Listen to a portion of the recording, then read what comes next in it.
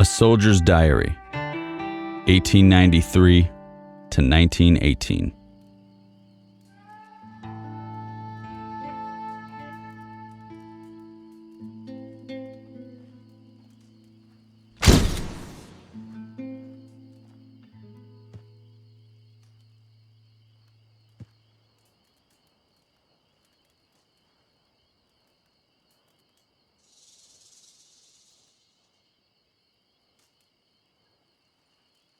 Unexpected visitor. When we arrived in camp, 8 of us fellows went to Troop G, 7th Cavalry. I don't know where the rest went. There were about 12 others beside myself getting an assignment, if I remember right. A sergeant told us to get washed up and ready for chow.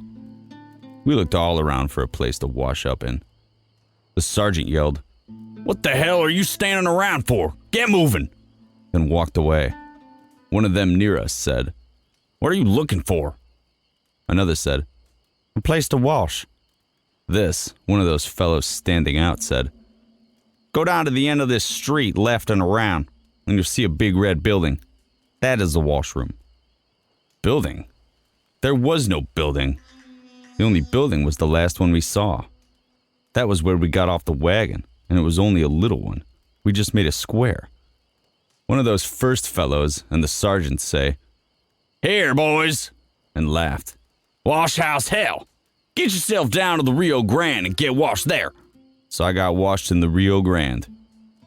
They was all old men to us. Most all of them from 35 to 50 years old. So he told us, "Get your canteen and go down to the Rio Grande River. Get it and keep it for wash water. They bring drinking water here on the mules." We'll all washed up face to hands. Then we got something to eat. The next day we had a bath down in the river. I also found out that the Mexicans haul the wood out here. That night we had to make our own bed. Some boys were sleeping outside, and others made a little shack out of brush they hauled up from the river. They made them like tents to keep cooler. We got some wood from a wood pile, some baling wire, gunny sacks, 2 blankets, and some hay. That is what I made my bed out of. We asked the sergeant if it was okay for us to sleep by the river. He said, "Okay." Well, me and Tommy set up our beds down below them by the river. Tommy was the fellow who shouted at the jerk-line driver the night the driver said he would bite the snake's head off. As we were getting ready to go to sleep, Tommy said, "Jess, that old jerk-line driver scared the hell out of me with his talking about snakes." We both must have been thinking the same thing. We both jumped up and ran back to find the sergeant. We asked the sergeant if there were any snakes around. He said, "No, too many people around here. No snakes." The other boys said the same when we asked them about the snakes. Too many people and quickness in one spot scares them away. That made Tommy and me feel a lot better. We went back down to the river. Most of the other soldiers were sleeping on the ground. Some were sleeping a lean type of affair that was made with some wood limbs. Well, Tommy and me settled down for the night and went to sleep. We turned in early, about 9:30 that evening. We must have been pounding our ears for a good 4 or 5 hours, when all at once, I felt a sharp tug and pulling on my blanket. Only the tug was coming from underneath me. The whole time I was moving around, thinking it was Tommy pulling the blanket away from me. I was half awake and turning over when Tommy said, "Hey Jess, why the hell are you pulling all the hay from underneath me?" It was so damn dark could hardly see anything, or even Tommy next to me.